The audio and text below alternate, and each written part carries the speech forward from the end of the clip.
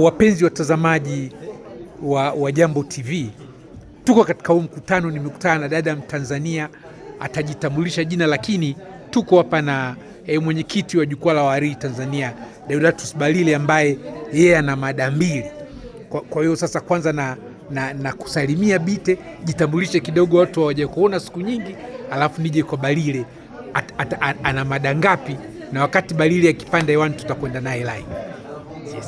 Asante sana Pasco, naitwa Bite Samson Dosi Mwaliga. Sasa hivi siku nyingi ni mwandishi wa habari wa siku nyingi, na tulifanya kazi pamoja zamani DTV, lakini nikahamia akademia. Kwa sasa mimi ni mwalimu na mkufunzi wa masuala ya habari na mawasiliano kwa ujumla.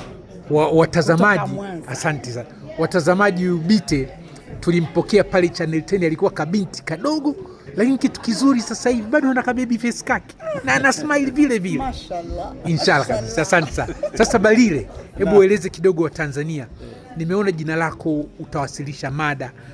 Labda hebu elezea kidogo kuhusu mkutano, alafu ueleze kwa kifupi mada zako, alafu ile saa 10 wakati tunawasilisha tutakwenda live kule Dar es Salaam. Kwanza nimshukuru Mungu kwamba mkutano huu ni wazo ambalo niliasisi tukiwa Naivasha. Tulikuwa watu wawili tu na Mkenya chache. Nikasema wazee wetu walikuwa wanakwenda Afrika Magharibi, Kusini, Kaskazini wakati ule miaka ya 50 60, wakati usafiri ukiwa si mzuri sana. Iweje sisi wa Tanzania tushindwe, au sisi wa vijana wa sasa ambao tunaitwa vijana lakini ndio tunaelekea uzee, tushindwe kuconnect? Basi tukakubaliana na Churchill Otieno, akasema ianzishe. Nikamuomba Rais Samia, akakubali kuwa mgeni rasmi mwaka 2022. Hapo ndio ulikuwa mwanzo wa huu mkutano unaoona. Tuliufanya pale Arusha, Tanzania mwaka 2022 mwezi Mei.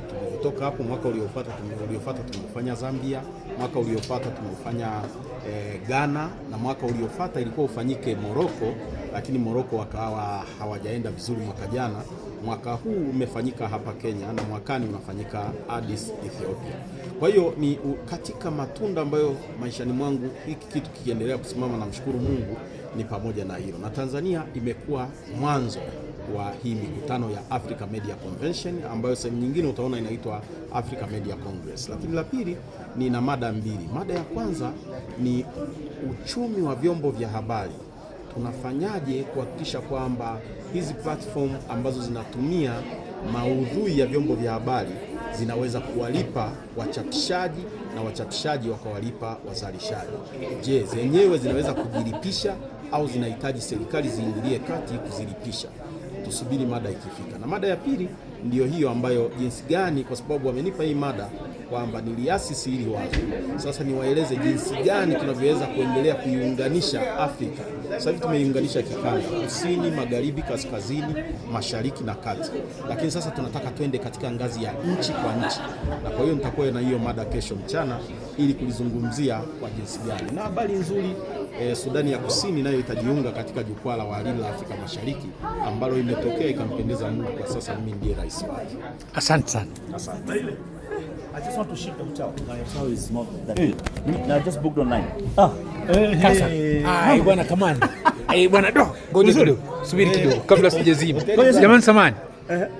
Watazamaji, kuna Mtanzania mwingine hapa kwenye mkutano. Bwana jitambulishe kidogo mkini, alafu tueleze kidogo kuhusu mkutano kwa dakika moja. Mimi naitwa Simon Martha Mkina, ni mhariri wa magazeti ya Pambazuko la Kiswahili, lakini pia tuna gazeti jingine la Kiingereza linaitwa The Afrofiles. Mkutano huu kwa kweli mzuri, mkutano wa wahariri wa kongwe, wahariri wakubwa kutoka nchi zote za Afrika, na nimefurahi kumwona Pasco Mayala pia hapa kwa. Asante sana. Ni wapenzi watazamaji wetu, huyo mliomuona Deodatus Balile ni kibai, anafanya kazi nzuri sana hapa ndani ya huu mkutano, na sisi Tanzania tumepata heshima kubwa katika huu mkutano. Na mimi wakati Deodatus anawasilisha mada yake, nitawaletea live kutoka hapa Nairobi.